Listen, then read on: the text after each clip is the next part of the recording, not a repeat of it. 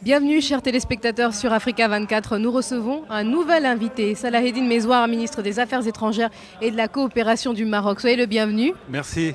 Alors le Maroc, où se déroule actuellement le forum, le GES Forum, dont le monde entier parle à l'heure actuelle, puisque les entrepreneurs, plus de 3000 sont réunis, qu'ils participent à des ateliers, à des forums, des débats, et qu'on a le sentiment qu'en faisant la promotion de cet événement, vous avez resserré vos liens et avec l'Afrique, et avec l'Occident, et avec même les États-Unis, avec la planète entière. Parce que c'est ça le Maroc. Le Maroc, c'est la terre de tolérance, c'est la terre d'ouverture, c'est la terre d'amitié. C'est un pays qui regarde toujours, son regard est tourné vers l'avenir.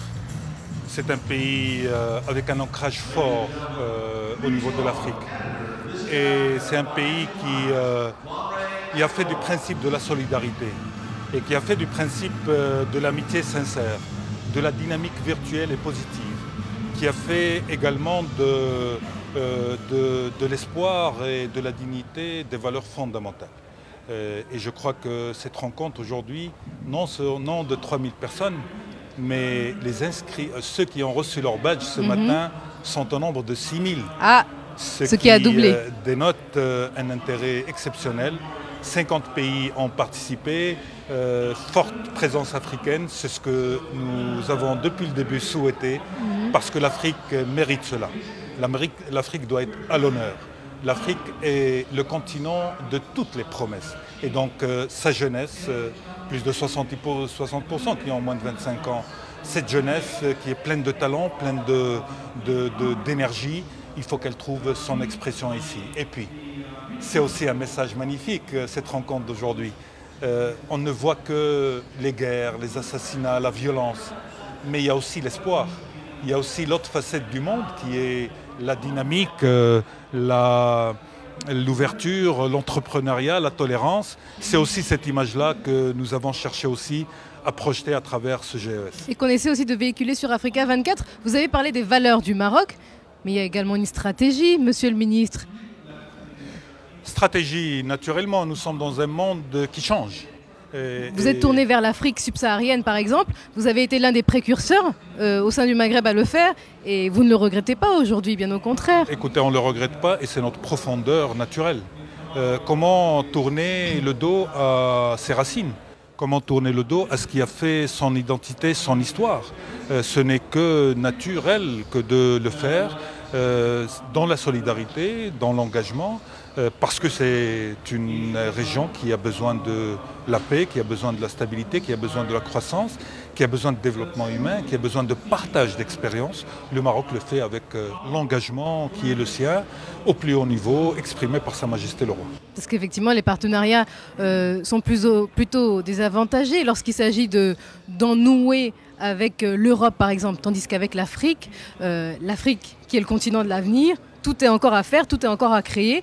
Et au lieu que ce soit les États-Unis qui créent en Afrique, que ce soit la France qui crée en Afrique, là c'est le Maroc qui investit dans les infrastructures, qui investit dans le secteur bancaire. Vous êtes présent partout. Écoutez, on est présent parce qu'on a fait comme je vous l'ai dit, l'Afrique une priorité dans notre politique extérieure et de notre vision de l'avenir. Et certains expriment cela comme stratégie, mais naturellement, derrière toute démarche, il y a une vision.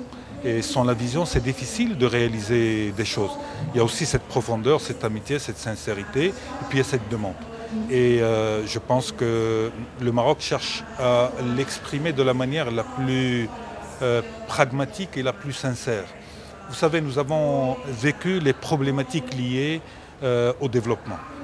Nous avons développé une expérience considérée comme étant une expérience réussie. Autant la partager. Nous sommes proches des réalités africaines.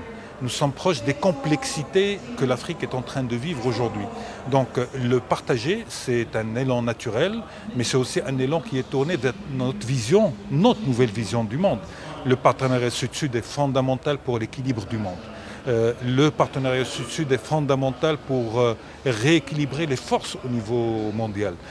Nous appelons à une nouvelle relation nord-sud.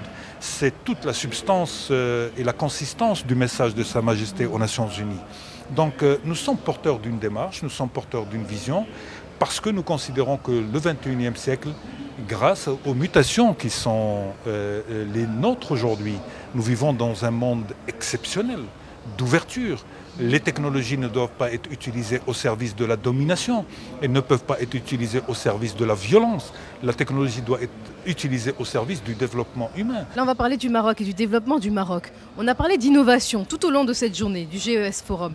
Le Maroc est en plein dans l'innovation, doit l'améliorer.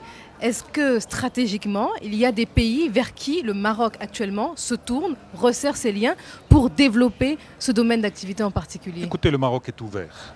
Il y a une jeunesse formidable. Il y a des entrepreneurs exceptionnels. Vous savez, c'est les mutations que j'ai personnellement vécues. Je viens du monde de l'entreprise. Je sais comment le monde de l'entreprise était perçu jusqu'à encore il y a 15 ans. Et comment le monde de l'entreprise est au cœur de la dynamique de l'évolution du Maroc d'aujourd'hui. Et donc cette évolution est due au fait que le Maroc a compris que le secteur privé est fondamental, l'initiative privée est fondamentale. Donner la chance à ceux qui créent de la richesse, les accompagner, développer des politiques publiques qui vont dans le sens du renforcement des capacités entrepreneuriales et des capacités d'innovation, mais aussi des facilitations à même de permettre à cette formidable potentiel de s'exprimer. Depuis que nous avons avancé dans cette dynamique, il y a une réelle avancée du pays sur le plan économique, sur le plan des équilibres sociaux, sur le plan des opportunités, etc. Quels pays peuvent actuellement permettre au Maroc d'aller au-delà de ce qu'il fait déjà? Écoute, le Maroc est en train de construire de nouveaux partenariats stratégiques. Ce n'est pas un secret de polichinelle. La Chine en fait partie. La Chine est pleine de talents. C'est aussi un pays qui est en train de faire bouger le monde, avec de nouvelles valeurs et avec également un engagement. Et je pense qu'avec la Chine, le Maroc va aussi développer des choses intéressantes. Nous le faisons naturellement avec nos partenaires traditionnels, le partenariat stratégique avec les États-Unis. On a vu Joe Biden très enthousiaste aujourd'hui. On a l'impression que les liens également avec les États-Unis... Écoutez, parce que c'est la synthèse de valeurs partagées, d'une histoire également construite. Mais aussi une reconnaissance d'efforts qui sont accomplis par un pays qui a, malgré toutes les perturbations qui existent dans son environnement, a gardé le cap, et a gardé le cap du progrès. Nous sommes un pays qui agit pour le progrès, et nous le faisons par attachement à des valeurs solides. Vous savez, il ne peut pas y avoir d'innovation sans liberté. La liberté est fondamentale.